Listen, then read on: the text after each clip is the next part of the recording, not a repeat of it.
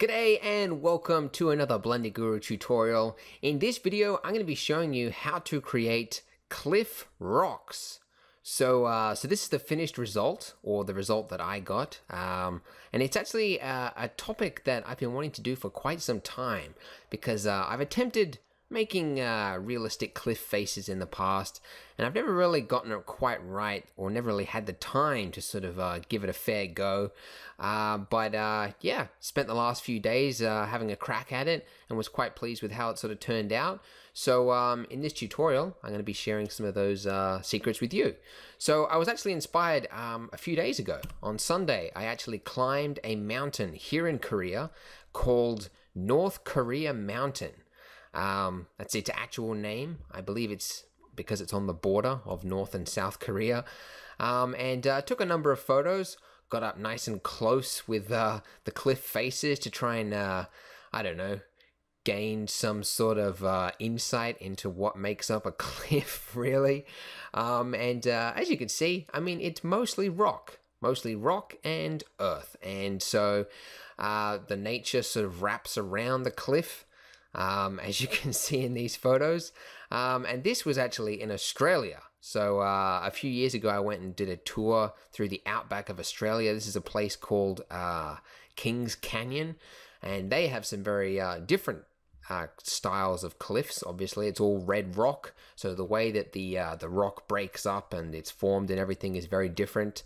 And then, of course, another completely different type of cliff is Uluru itself, the icon of Australia, which is a very, very smooth, large rock. This is what it actually looks like up close. It's just absolutely massive, very smooth, and has some very interesting shapes in it. But my favorite cliff, I'm not a cliff hunter, by the way. I just happen to have a lot of cliff photographs. This was in a place called what was it called? Catherine Gorge, I think it was.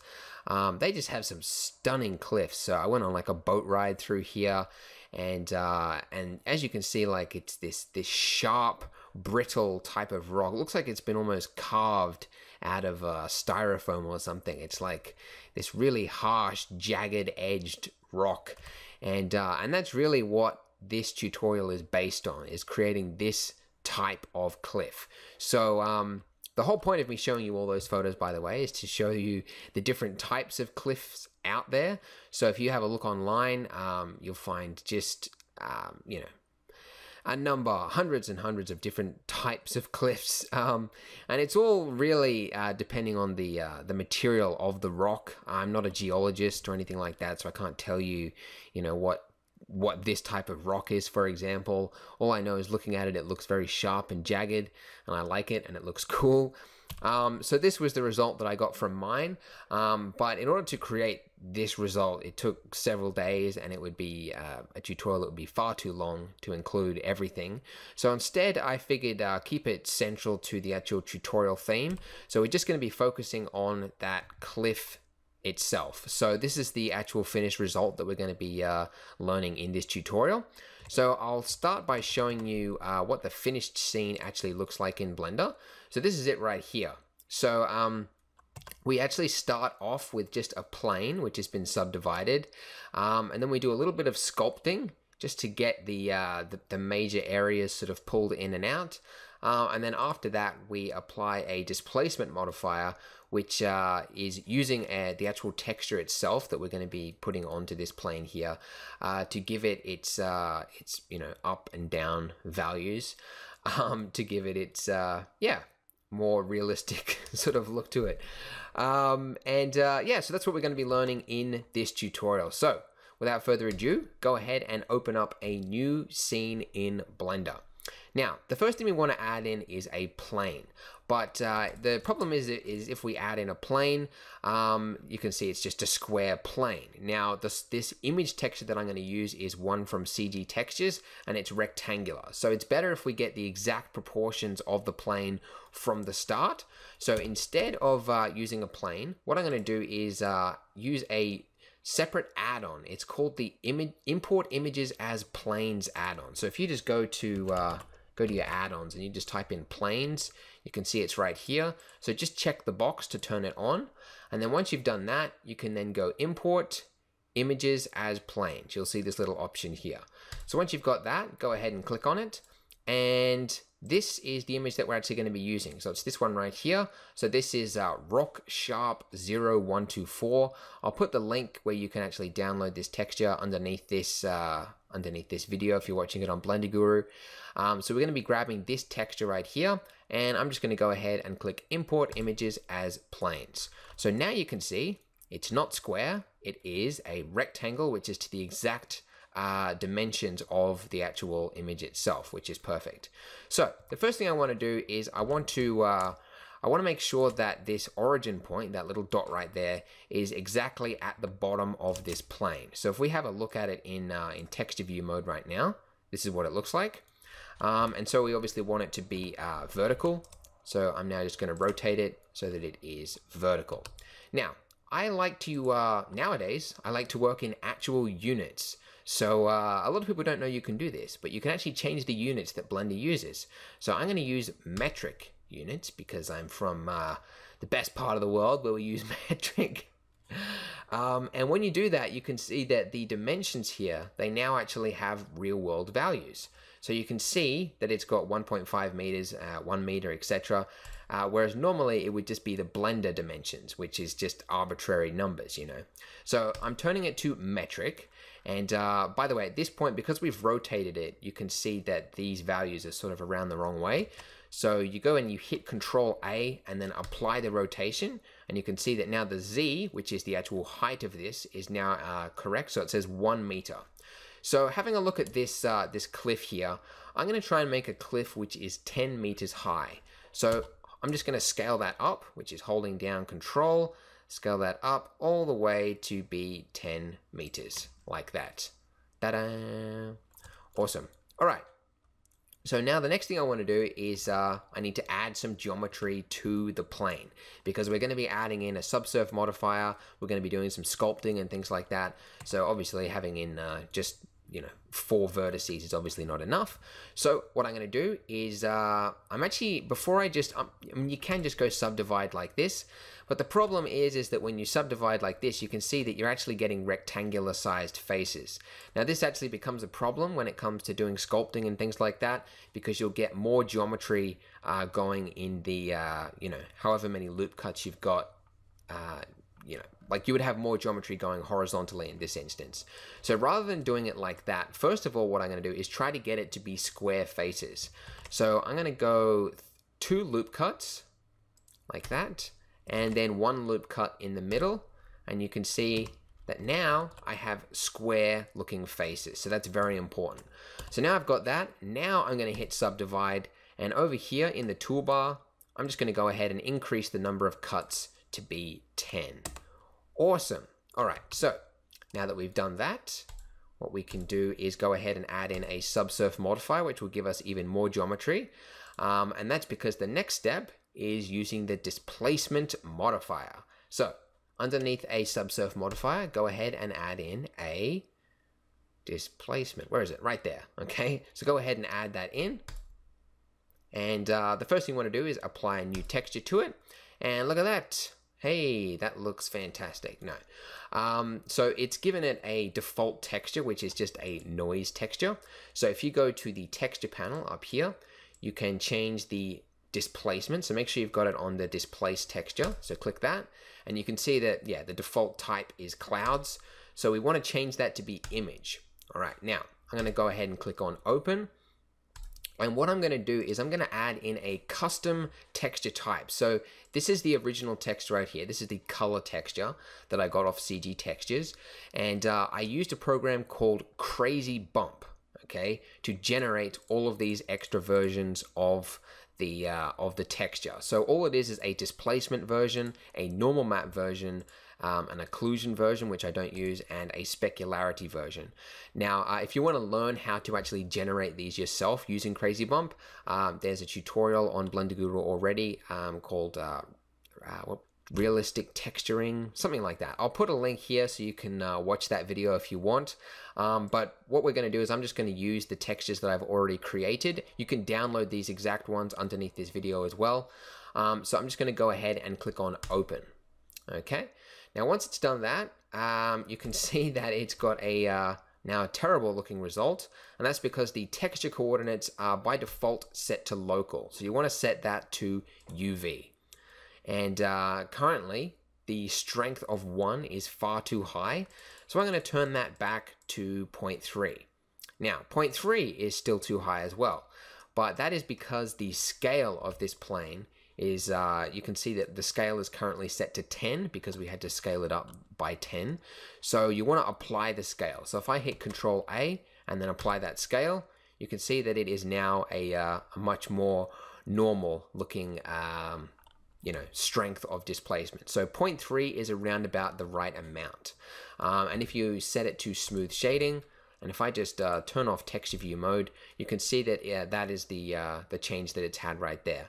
And also, if I increase this subsurf, add more and more geometry to it, then you get more and more realistic looking results. So let's just set both of those to 4 right now. And what I'm going to do is I'm just going to quickly do a render just to show you what we've got so far. So for this scene, shadows are actually really important because if you point the light directly onto the face, what you get is just what looks like a flat plane texture just sitting on a plane. It's really the shadows that you get from these bumps which really tells the viewer that this is a very rocky looking face. So keep in mind that shadows are very important for this type of scene. So what I'm going to do is try and get a really extreme amount of shadows. So I'm going to convert this lamp to a sun lamp because it's obviously an outdoor scene. And I'm going to point the sun from this direction, like this, and almost parallel with the plane. Okay, so coming at it from a really harsh angle like that. Okay, and I'm going to go ahead and click on Use Nodes, and this is going to allow me to change the strength of the sun. So I'm going to set the sun strength to be 5, and I'm going to give it a slightly yellow color like this.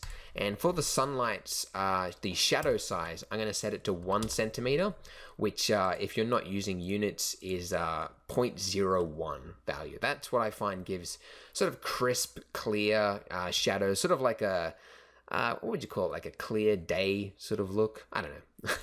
Anyways, I'll set that back to metric. Okay, so now just position the camera. Let's just go position it right here. Okay, let's move this to the left. Okay, let's rotate it, move it up. Okay. All right, now I'm just gonna make this a square aspect ratio like this. Okay, let's just go rotate. Okay, so something like that. And then for the world background, I'm doing a lot of rendering settings right now, and this is just because I'm going to be doing, showing you what all of the different effects and stuff we add to it later actually has to it. So I'm just setting up the lighting and stuff now. So I've just set this to be a, slightly sky-colored background, something like that.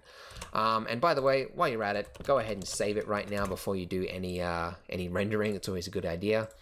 Okay, so let's just go ahead and give this a quick render. This should render in a pretty quick time. And there you go. So already we're getting a pretty good looking result with just the base texture with some displacement mapping. And if I increase this, let's just turn up the sampling so we get some better looking results. Increase the tile size to be 256 to go faster. And let's just render that again. And there you go. So now it's a little bit clearer. Okay, so as you can see here, we've got some nice detail in the bumps of the cliff and things like that. But you can see if you zoom in, it's very large scale detail, meaning that these bumps here are really quite big. And in real life, the photos that we had a look at the beginning, there's like individual little cracks and little pebbles and things like that, which make up a finer level detail than what we have currently. So currently the scale of this looks a little bit wrong. Like it doesn't look like a 10-meter cliff. It looks like a, I don't know, not even any sort of scale. It looks almost alien. Looks sort of weird. So the next thing we're going to add in is the next level of detail for the bump mapping.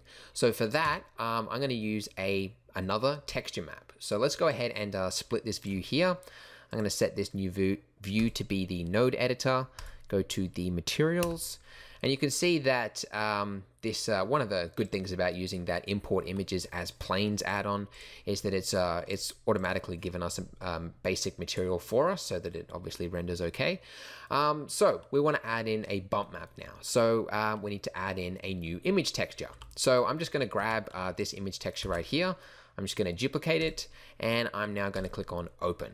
So the image texture that I'm going to use is, again, one that I've generated from Crazy Bump, but you can download this exact one. It is the normal map. So this is a purple, weird looking texture. Black and white maps pretty much do the same thing, but normal maps are technically give you better realistic looking bump maps.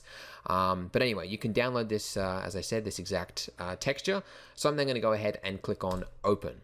Now, once you've got this, the first thing you want to do is with any normal map is you want to make sure that you set the color space to be non-color data. If you don't set it to that, then you're going to get some very bizarre looking shading and it's just not going to work. So make sure you do that. All right, the next thing you want to do is you want to convert it to something that Blender can use. Because currently, if you were to just plug this into, I don't know, the displacement here or something like that, Blender wouldn't really know what to do with it because it's a purple sort of map and it would be treating it like it's black and white and it wouldn't work well. So, baby, don't do that. All right, so we need to convert it to something that Blender can use. So, to do that, we're going to go ahead and add in a normal map node. So it's underneath vector. Go ahead and click on that. This will load this up. So all we do is feed this into the normal map. Let's just make this full screen. That's a good idea. So we feed this into here.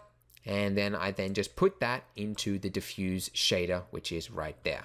So this is what we've got currently. So I'm going to move this to a new slot just so that I can tell the difference between the two. So let's do a quick render now. And we'll be able to tell the difference between what we had before with what we have now using this normal map. So this shouldn't take too long. I've increased the size of the render to be 100%, by the way. Okay, so it doesn't look like much has changed. So this is the before, and then this is after. So if we zoom right in here, you can sort of see a little bit of detail that's coming through, okay? But not very much. It's just you can sort of see a little bit up here as well. There's a few extra shadows and it just looks a little bit more realistic, a little bit crisper, okay? But we can do better. So let's increase the strength of this normal map to be 3, okay? So doing that will, let's do that one, yep. Okay, let's go 3. Okay, give it another render.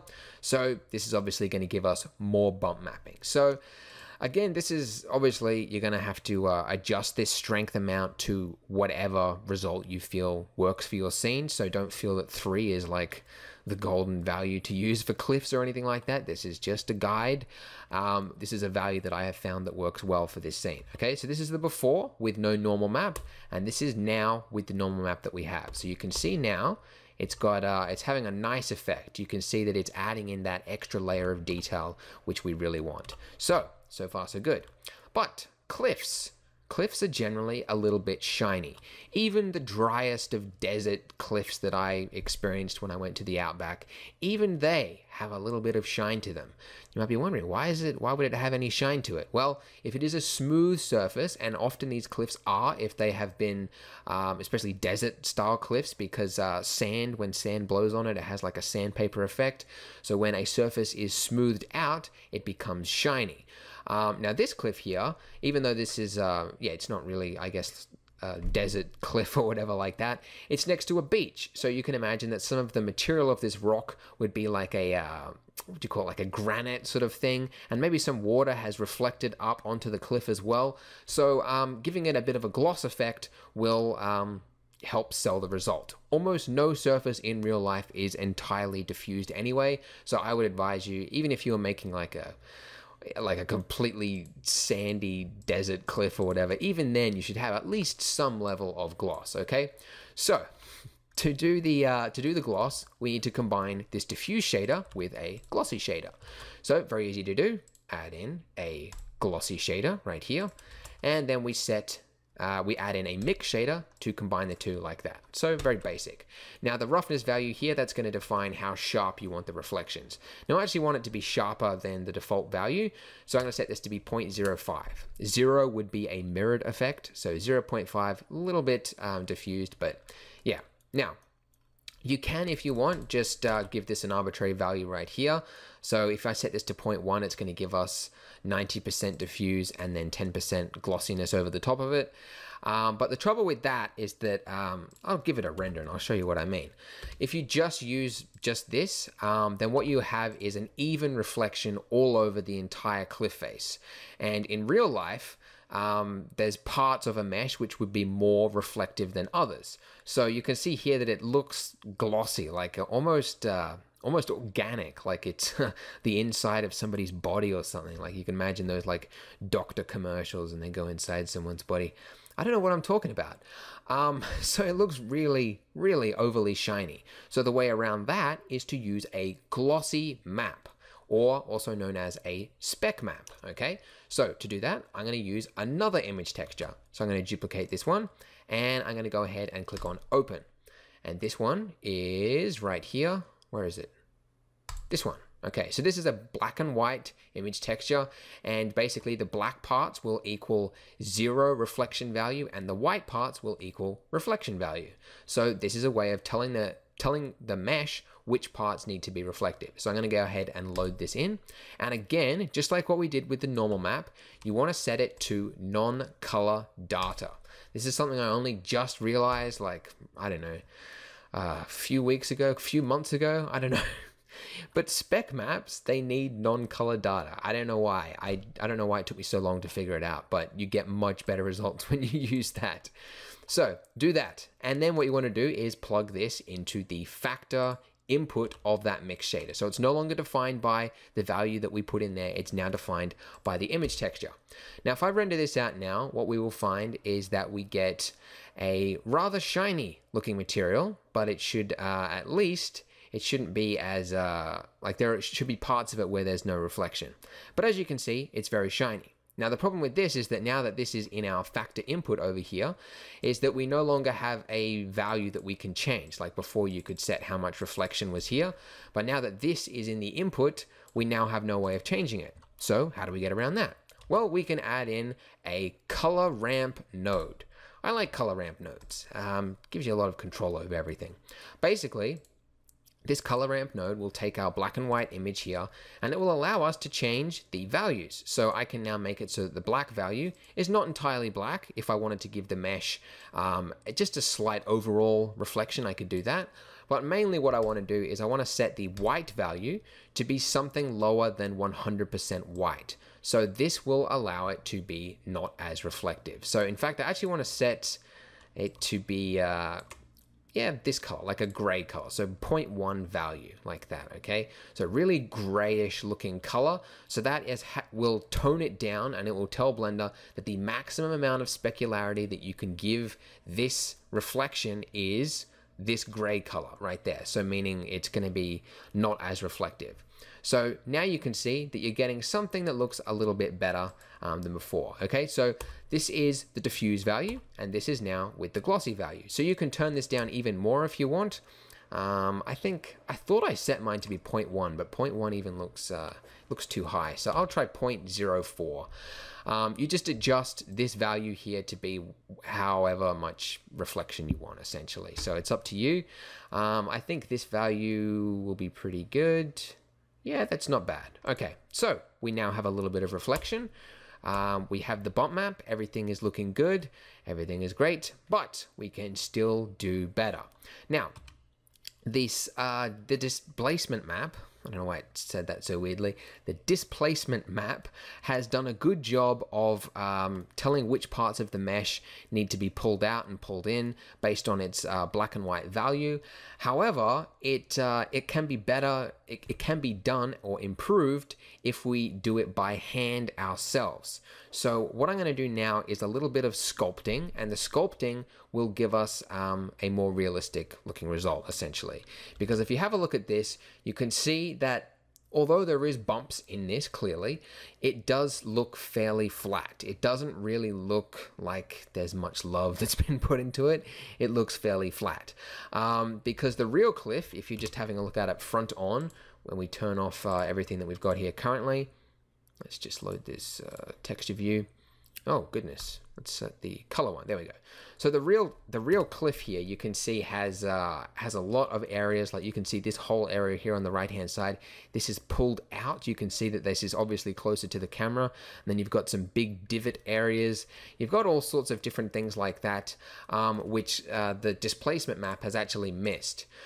So the displacement map does a pretty good job, but we can do better if we add in some sculpting on top of the displacement mapping. So what I'm going to do is I'm going to turn off the displacement and the subsurf.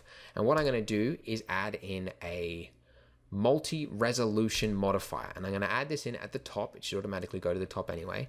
And the multi-resolution modifier is used for sculpting. It behaves much in the same way as a subsurf modifier does, except that you can change the level that you are sculpting on. So, for example, if I just go ahead and click on subdivide 1, and then now if I change to the sculpt mode, now if I start sculpting in here, let's just say I'm just drawing in stuff like this, right? Okay, and then I can go ahead and click on subdivide again, and now I'm subdividing on a higher layer. So now I'm getting lower level detail, and then I can subdivide it again, and then now I'm getting even higher res detail, something like that, right? So I can go like really small size brush and do ultra level detail, and then I can change the level of the sculpting. So you can see this is changing as I go back and forth. So you can essentially do sculpting on different layers. So you can get like higher res, lower res, all that sort of stuff. Anyways, I'm just giving you a brief background on it in case anybody's not sure what multi-res does, because it's, I don't know, it was only new to me about a couple of years ago. Anyways, so let's go ahead and re-add that because I just did some really bad sculpting. So let's put that back at the top. Okay, so it's completely flat, everything's good. Now we can get into the sculpting. Now, for the sculpting brush, what I'm going to do is I'm first of all going to change the brush to be clay, okay? And we're going to change some values here because we want a brush which accurately reflects the cliff, because the cliff, as you can see, has got some very sharp looking edges. It's very jagged and all that kind of stuff. But the brush, the default brushes in Blender, are a sort of a smooth look. You can see that they give us a result which is very rounded off. So I want a result which is going to be more harsh and jagged, looking more like a rock. So I'm going to go ahead and use a texture. Okay, now for this texture, it is a custom generated texture which I've created just for this task. So if I go ahead and click on, this is in the, again, texture panel, select brush, what's it called? Texture 01. Okay, so it is the right texture. Then I'm going to click on image, I'm going to click on open, and this is, again, it's one that you can download directly off of Blender Guru. It's just a black and white picture. It's a black picture with a white square in the center. Okay, so Blender will now use this white square as the brush, the actual brush itself. So now when I scale it up, you can see that it's this is hitting. Oh, I haven't actually got the screen keys tool. I should have turned that on before, shouldn't I? Anyways, so when you push F, that changes the size of the brush, obviously. But now the brush is actually a square brush, but it still will have a bit of a smoothed off effect to it. And that's because of the curve, okay? So you can see the curve has got this, this S sort of shape to it. I'm gonna go ahead and I'm gonna click on that, which is gonna set it to max. So now it's just gonna give us a completely squared off looking brush. So now if I sculpt with this, I don't know if we'll be able to see much here actually. Yeah, you can sort of see it from the side. It's a little bit raised off, but it will give us a more squarish looking result. But we can do better than that still. If you increase the stroke, the spacing between the stroke, if you decrease that, I'm going to set this to be 2%, and that will give us an even sharper looking brush effect. So now it actually is a good time to do this. Okay, so you can see that sculpting with this textured view mode like this, we need the texture there because we need to see which parts of the mesh needs to be raised up, but it's very hard to tell, you know, the actual, like with the sculpting that we're doing, right? So what you want to do is you want to set a separate view like this, And in this separate view, what I'm going to do is with our mesh selected, I'm going to use something I haven't used in a tutorial before. It's called matte cap. So down here underneath your display, if you click on matte cap, then it gives you a range of different materials. So these materials won't be rendered. It's just purely for the 3D viewport. So it's very handy for sculpting because it allows you to see the actual shape of your mesh a lot better than the default viewport does. So the one that I like to use is this one right here, this purpley maroonish looking color. So if you click on that, now if I do a little bit of sculpting over here, you can see, actually, why can't we see that? Why is that not actually showing up? Maybe because I haven't actually subdivided. Let's subdivide, all right? Let's try increasing that. Oh, okay, all right. So there we can sort of see it. Okay, so now it's sort of coming through. All right. So, all right, goodness sake. We're actually going to start doing this actual sculpting, okay? All right, so I think we've actually pretty much got everything set up. You can increase the strength of it if you want. I might go 0.7. Okay. All right, so I've got the multi-res, I've hit subdivide once. So now with just this base level of geometry to work with, I'm now gonna just sculpt in what I consider to be the bulk of the shape of the mesh. So I can see that this whole area here on the right-hand side needs to be raised up. So I'm gonna just start sculpting in over here, like this. And you can see that over here on the right hand side, you can see that it's all coming through and you can see like how far it's pulling out. Okay, so that's why it's handy to have it as a split view like we've got currently. So I just want to just do some very large scale sculpting like this. So let's just, yeah, a little bit of sculpting here. All right, and in this area here, this part's almost, it's digging in. So if I hold down Control, and then when I do my strokes, that will actually do a reverse stroke. It'll actually pull the stroke inwards, which is handy for us. Oh, there was one other thing I forgot to do. With our texture here, we need to set the angle to be rake. And what that will do is it will now twist the, what do you call it? It'll twist the angle of the brush so that it actually twists it in regarding the angle that we're using this stroke. Hard to describe, but it basically, it will now give us a more squarish looking result. Anyways, so yeah, set that to rake, okay? Gosh, I'm losing my tutoring voice. I don't know. It's all falling apart. Okay, so I'm just putting in the base level detail right now. Okay, so this part here is sort of raised up. This part here is a little bit raised up as well. We've got some big detail over here. This part's a little bit raised. This part is a little bit pulled inwards, so I'll just hit Control, sketch in a little bit there. This part down here is a little bit raised, and the way I'm judging this is just off my eye. If I think that it is closer to the camera, then I'm going to be sketching right there. So it's, I mean, you don't have to, this is just like really low level detail at this point, so you don't have to worry about it being perfect. Okay, so that's some low level detail done. So now I'm going to go ahead and click subdivide again. So now this will allow us to get in closer and do some smaller size detail. Okay, so now I'm going to do a little bit of sculpting over the individual sort of medium sized rocks. Okay, so these ones right here, let's do a little bit of sculpting here as well. And again, a lot of this, the displacement map will have picked up automatically, and it will, you know, have had a pretty good guess at where some of these rocks should go. But doing it by hand will give it a definitely, it will give it a more natural looking feel to it. It won't look as fake as just a standard displacement map does, because it's something that, I mean, I don't know, I generally don't do sculpting. And that's not because I don't like it or anything. It's because I don't really know what I'm doing generally. But I've started using it recently, and it definitely helps with things like this, because it's something that a lot of people will just leave up to the computer. They'll just go, yeah, I'll add a displacement modifier, you know, and I'll just leave it at that. But, you know, the realism for this cliff is in the geometry of the mesh actually matching the actual image texture itself. So leaving it up all up to the computer to tell which parts of the mesh need to be pulled in and out is sort of giving the computer a little bit too much control. And you know how computers are, the software is, it can get things wrong. So it's never going to be as good as your eye. Well, I don't know. It's better at some things. I don't know what I'm talking about anymore. Okay, so maybe I should just stop talking. Maybe I'll just do this part in silence. No, I should tell you. One other thing I want to do is down here, along this bottom here. You've got like what looks like layers, like layer upon layer upon layer upon layer. And so for that effect, I want to create like a raised up surface for each layer. Okay. So nice raised surface there. That looks weird. Let's try that again.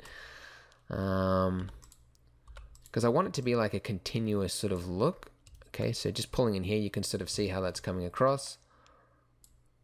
Okay, that's good there. That's good there. Okay, maybe I missed a little bit right here. You can sculpt over on the right-hand side as well. Wow, this is going to be a longer tutorial than I thought it would. Man, I was hoping I was trying to get it done in like half an hour or something. Man, there's a lot to go through, isn't there? But that's generally the case. When you want a good looking result, there's a lot of stuff to be done. So you can see why I didn't do a full tutorial on the whole scene. Because that would be hours and hours. And I thought, nah. Let's keep it central to the theme. Alright, so there we go. That's okay, so we've got some basic layers there and everything. I'm going to add another layer now. Okay, so now we can actually get in even lower, and we can do some real damage. We can start sculpting in like the individual rocks themselves, like the smaller scale rocks, raising up the different surfaces. And this is where you can have a lot of fun. Now, this is something that I would recommend people spend, I don't know, put on some music, spend maybe 10 minutes on just this task, okay? Because the more time that you spend on this part of the scene or whatever, the better your scene is going to look. So it's just a matter of just sculpting over the areas where you think a rock would be raised, a raised up part, and then the parts where you think it's digging in, like right here, hold down control and then sculpt over that area. So you can see the sort of effect that I'm doing right here. Now, as I said, the more time you spend on this, the better. So I don't want to drag out this tutorial to be too long. So I'm just going to jump now to what it looks like when I finish. I'm going to do a little bit of work while I pause this, and I'll show you what it looks like when I've finished. Okay, so I've just spent the last 7 minutes and 49 seconds exactly doing some sculpting. I know that because I was listening to the Pop Danthology, that awesome remix from last year.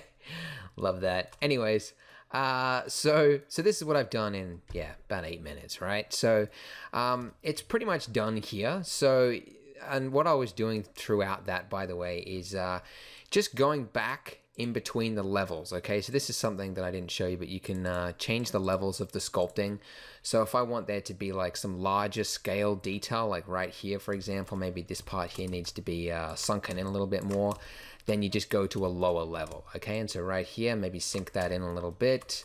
And maybe what else? Can we see at the top here? Maybe this could be sort of pulled out a bit, and then you go up a level, you can go back to the lower scale, you know, stuff like that. So anyways, roughly by the end of it, you should have something that looks something like this. Doesn't look that pretty. Don't worry if it doesn't look perfect. It doesn't look exactly like a cliff edge.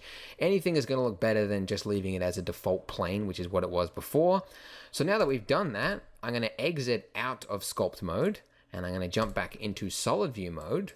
And now let's go set this preview up to 2. Okay, I'm going to turn on the subsurf modifier. So that's going to give us some even crisper looking shaders, geometry. But I'm going to turn the level down to 1. Okay, so we've got 3 of this multi-res. So that's 3, and then we've now got a subsurf modifier on top of that. So that's 4 layers of subsurf essentially. And then underneath that, we have the displacement modifier, which is now giving us this result. So now when we give this a render, I'll do a before and after. Now we should see that the mesh has a little bit more dimension to it. It should look a little bit thicker in places. There should be parts that are more sunken in, and it should overall just look a lot nicer than it did before. Ta-da! So this is the before and this is after. So you can see just a little bit of sculpting is all it takes to give a much better result than what the default displacement modifier will do for you.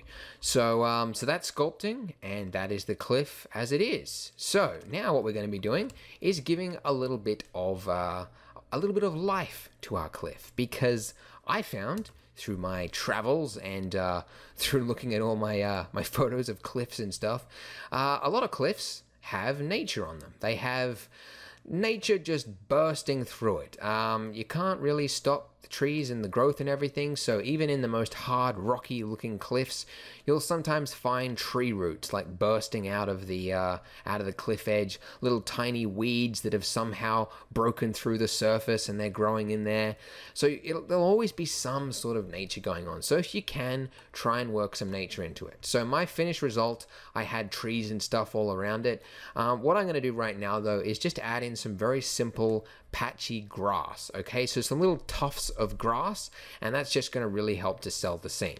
So first of all, I want to give a little bit more shape to this cliff, because currently it is just vertical. So I'm going to turn on proportional fall off. Man, I hate that. Okay, I'm going to set this proportional fall off to sharp, and grabbing this top edge loop right here, I'm just going to pull it back. And this will now just give this the top part of the cliff just a little bit of a top sort of flat level. Okay, so from the view of the camera, it looks as though the cliff isn't just abruptly ending, but you can see that there would be like a surface up here. It doesn't matter that there isn't a surface, as long as the camera thinks that there is, it should be fine. So you could even go even further and just pull it down a little bit if you wanted to, but something like that. Okay, cool. Awesome. And then at the end here, I'm going to do pretty much the same thing so that it doesn't abruptly end. I'm just going to pull this out, rotate this around. So now we have a little rounded off edge. Okay. So from the view of the camera, the cliff is no longer abruptly ending. It is now slowly pulling around the side of it. Okay. Cool. All right. So now for the grass. All right. So the grass is going to be done using the particle system, obviously. So go ahead, add a new particle system to our mesh here. I guess we should save, because I got scared then when that froze for a moment. I always remember to save when it's too late, you know? Like Blender freezes and you try and save, it's like, no, and it crashed. It's like, Anyways, so save often, all right? Okay. So the type, we want to set the type to be hair, okay? Or strand rendering, whatever you want to call it. Look at that, we got some grass already. Doesn't that look natural, eh? So I'm going to set it to be advanced, as I want to do a lot more than basic stuff. And I'm going to set the emission value to be 200, okay? So now this 200 value that I'm giving here is 200 tufts of grass. Now when I say a tuft, I mean like a little bunch, like a little poof, a little grouping of grass, okay? Because what I'm going to do is for each one of these particles, I am going to go down here underneath children. I'm going to turn on simple, and it's going to do this, ta-da, which will now make it so that on each one of those particles that we just had, we now have 10, this value right here, 10 particles that are going to sprout around it, okay? And the radius around that particle is defined by this radius right here. So the larger you set this radius to, the larger grouping that tuft or whatever will be. All right, so so that's children particles. All right, now this is looking crazy at the moment. So let's straighten a few things out. First of all, I want to set the normal amount to be 0.1. Okay, so making it a lot smaller than what it is currently. Okay, and I'm also going to give it a little bit of random value so that it's sort of sprouting in sort of random looking directions. So a little bit like that. Okay, so it's sort of off and even like that. And I'm also going to turn up Brownian. So Brownian is a little bit of should give it a little bit of a slight curvature to it. So if you set that up, this is going really slow. Let's turn down this preview. Okay, set that to 0.1. Okay, that's a little bit better.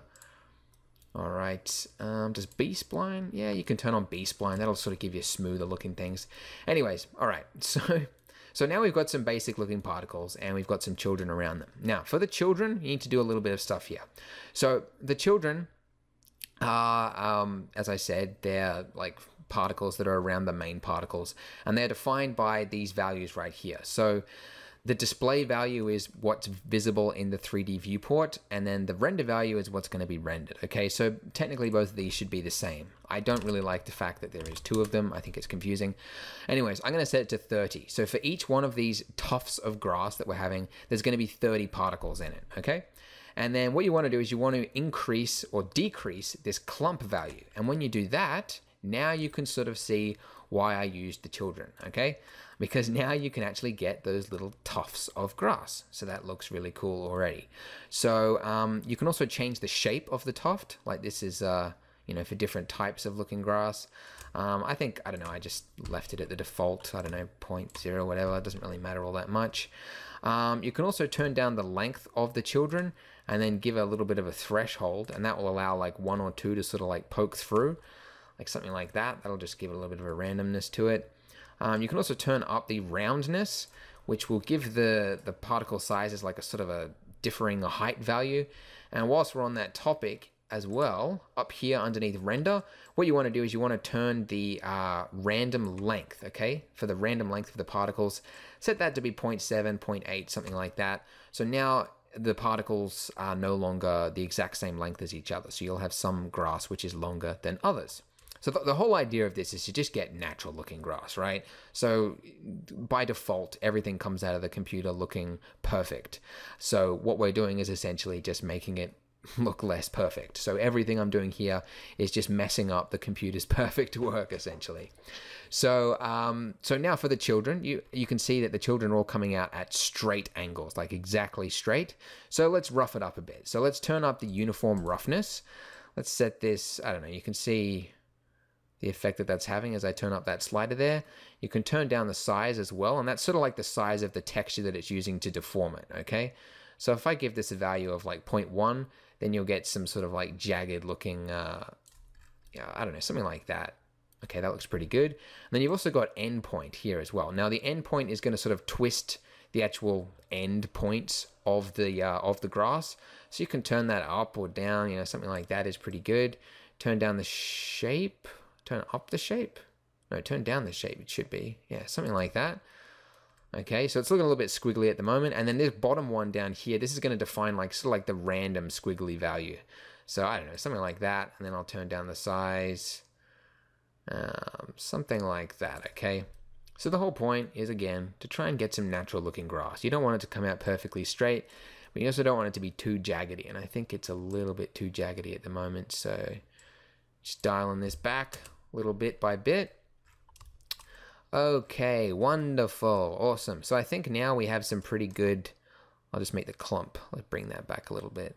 You don't want to make it -1 because then it looks a little bit silly, but something like that should be fine. Okay, awesome, yay. All right, so now for the actual rendering of this grass, okay? So we're using cycles, of course. So cycles strand rendering is a new feature as of the time of this recording, which is Blender 2.68, I believe it is. Is that what it is? Yeah, it is, okay. 2.68, right? So yeah, so it's an experimental feature, which means that for the feature set up here, I need to set this to be experimental. And once I've done that, when you go to the particle settings at the bottom here, you should now see these values for cycles hair rendering, okay? So I'm actually gonna leave these values as they are because they should be pretty well suited for this. But I need to give it a new material, okay? Because if you just leave this as it is, it's now gonna use our rock material for the grass, which doesn't make any sense. So we need to give it a new material, and the new material is, guess what? It's gonna be called grass. And the color of it, I'm gonna give it a, you don't want it to look too green, like it's fresh grass. You do want it to look like it's sort of almost dying, you know, that sort of deserty style sort of grass. So something like that, I think. A little bit murky, yellowy, greenish color like that. The more greener it is, obviously, the more life it has, and the more yellow it is, the more deader it looks. So somewhere in the middle there, like that. And then I can also, if you want to see how it looks in strand rendering, you can just click on that little type of preview to strand render there.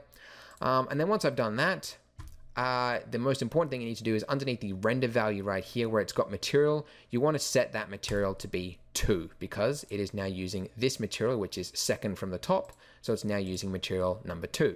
And if you want to check that, by the way, you can give the viewport color the exact same color like this. And if you just edit out of it, now you can see that the grass is using our new material.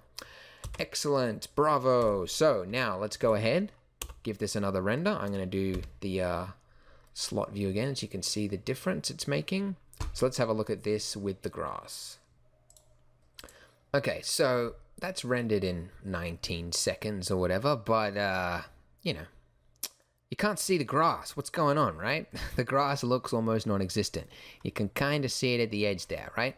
So for one, the light is from behind this, behind us, right? So the light is like over here, okay? So because we've just got a diffuse shader, it's not really that visible because the light isn't passing through the grass. So real grass, when you shine a light from behind it, you can obviously see through it. You can see some of the color. So let's fix that right now by going to the node editor. And I'm going to take our default diffuse shader here. And what I'm going to do is I'm going to mix it, not mix it. I'm going to add it with a translucent shader. So translucent is for translucent objects, works particularly well for nature. I'm going to give it the same material as the diffuse shader right here.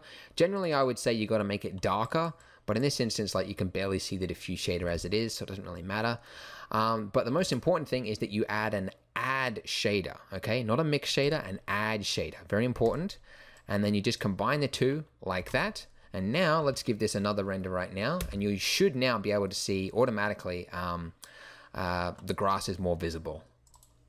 Ta-da! And there we go. So now the grass is obviously more visible. Now, I would say that for grass, what you should have is so that towards the tip of the grass, it looks a little bit darker than, towards the base of the grass, it looks a little bit darker. So you can do that if you want. In fact, yeah, I don't know. Let's just do it, all right? Let's make the most of this. So if you want to do that effect, what you do is you add a hair info node like this. And then you go and you add in a, let's go color ramp node like this. And I'm going to use intercept. So intercept means the width of the grass, like changing the color of it according to the width of it. So what I'll do is I'll just make this, I'll get this end white value here and I'll just make it this color, okay? And then I'm just going to drag that in there and I'll connect it to both of these. So now, and then if I pull that back, this will now make the base of it this color. So if I want it to be like a darkish color like this, then it'll have that effect. So let's just have a look at it now. Just doing that short little tip there. I didn't actually do that for my final result, but I figured I might show you how to do it anyway, just in case you're curious. It's a little trick just to get more realistic looking grass essentially, because the base of it should look darker than the tip of it. I don't know if it's had that much of an effect, but it's had a little bit of an effect, so it's not too bad. But anyways, if you want the grass to be thicker, you can change that in the particle settings down here underneath scaling. You can leave these values as they are. Now that scaling is here, you can just increase this. So it's set at 0.01 at the moment. If I set this to be 0.02, it will now be double the thickness of the grass as it is currently. But I'm actually going to leave it at 0.01 because I think that's the correct thickness. But what I'm going to do is I'm actually just going to turn down the normal amount because I think it's sort of coming out a little bit too far. Like the grass is a little bit too long, I think. So we're just going to mow it down a little bit. So something like that I think will be pretty good. And that should give us some nicer looking results. Also, I think the grass was a little bit too squiggly. So this children value here, I think I'll just turn down the uniform as well as the end point and the randomness as well, just so it's not as, you can see like some of these lines are just a little bit crazy squiggly. I'm not like telling you these exact values, not like deliberately. Well, actually, yeah, it is kind of deliberately. Like if I tell you like it's got to be an exact uniform of 0.059 or whatever, then people can sort of get into this thinking that that's how it has to be for grass. Generally, the way I work is to just tweak things according to the scene. So that's why I'm just working on the fly and just changing things as I see suit. So you can follow along and copy the values that I'm doing here, but just keep in mind for each scene, you should really just be playing around with it and seeing how it works when it renders, essentially. Anyway, so the grass is looking cool, but you can see that the grass is coming out of areas where generally there wouldn't be grass there. Like, for example, right here, you wouldn't see grass almost growing horizontally. And I don't know, maybe like over here and places like that, it just looks a little bit strange, some of these places where the grass is growing. So something that I did, and something I recommend you do, is to use a weight paint, okay? So if you go and you hit Control Tab, that will go into weight paint mode. And what you can do now is, if you change this weight here, let's make that 1, strength 0.5. If I just paint onto here, this will now give us basically like a heat map. That's what it looks like, right? So I'm gonna paint wherever I want the grass to appear. So blue means no grass, all right? So first of all, I want the top of our cliff here to obviously have grass on it, because that's generally where the grass is gonna be growing. It's gonna be growing on the ground. Let's turn up the strength of this, because I think it's a little bit too low. Okay, so red is going to be 100% grass, okay? And then any value in between that is going to be sort of like mix and mix, whatever. So I essentially, like, grass generally grows wherever it is flat. So I can see there's sort of some area like right here, for example, which makes a lot of sense to have some grass. So I might just do a nice patch in right here. And then there's a few areas, maybe a few areas right here. It's going a little bit slowly because I've got the so much geometry showing right now. One thing you can do, actually, I'll turn off the particles. That'll probably help. Well, it's helped a little bit, but anyways. You want to be able to see the geometry because that's where you want to paint. You want to paint on the flat surfaces. You don't want to paint on the, you know, the fully vertical ones. So, yeah, anyways. More filler talk. So just on the tops here, there's something like this. So it's just a matter of just picking the areas by hand wherever you think there should be grass and just painting in right there. So it's pretty basic, pretty easy job. Hey, little story for you. I was climbing up the, as I said, climbing up the North Korea mountain on Sunday. And yeah, it's like close to the border of North Korea or something like that. And we passed this sign which had like an emergency number on it. I couldn't read the Korean, obviously, because I'm not smart enough to have bothered to study it that much. But yeah, we passed this sign which had like some emergency numbers on it and like warning, warning. And I thought, probably like if you see an accident, call this number. And my wife, Chloe, she's like, they have these signs everywhere on this mountain. And I was like, what's the sign? And it says, if you see a North Korean spy, call this number. I was like, what? What on earth? It's like the most foreign thing. And she's just like, so annoying. They have these signs everywhere. It's like, this is... Because it's like you forget, you know? You're living in a country that's technically still at war. And so I guess in the past, they've found a lot of spies around this mountain area. So there's actually a number in Korea, like, you know how you have, you know, in America, you have your emergency services, 911. Well, in Korea, they have like, you know, I think it's 112. I should probably know that, shouldn't I? Like the emergency number. But it's like 112, and then 113 is for like the fire engine. 112 is for ambulance. And then there's another one for the police. And then there's a separate one. I think it's 119. And that's for reporting a North Korean spy. So it's a special hotline devoted entirely to telling the government, hey, I think there's a spy. You should check him out. I don't know. I can just imagine that number being abused at home. Like you have a coworker that you don't like, and it's like you just call up the number. Yeah, I think my coworker's a spy. I think he should, I don't know. He's a bit shifty. And then the next day, like the equivalent of the FBI or whatever rock up there and whisk your coworker away. And they just interrogate him in a room to try and figure out if he's a spy or not. I can imagine it being abused back home in Australia. But over here, I don't know. I guess they take it more seriously. Anyways, okay. So that's enough chitter chatter. So you just weight paint in wherever you think grass should be growing. And then once you've done that, let's turn our grass back on so we can actually see it. Once you've done that, go down here underneath vertex groups, and where it says density, just click on group. And now you can see the grass is now only growing wherever we have those patches that we've painted in by hand. Excellent. So that pretty much concludes this tutorial. So let me just do another quick render here at the end, and that'll be it. And there we go. So this renders in 19 seconds on my computer. It should be pretty quick for you. It's there's not too much geometry and there's only a few particles, so it should be pretty quick.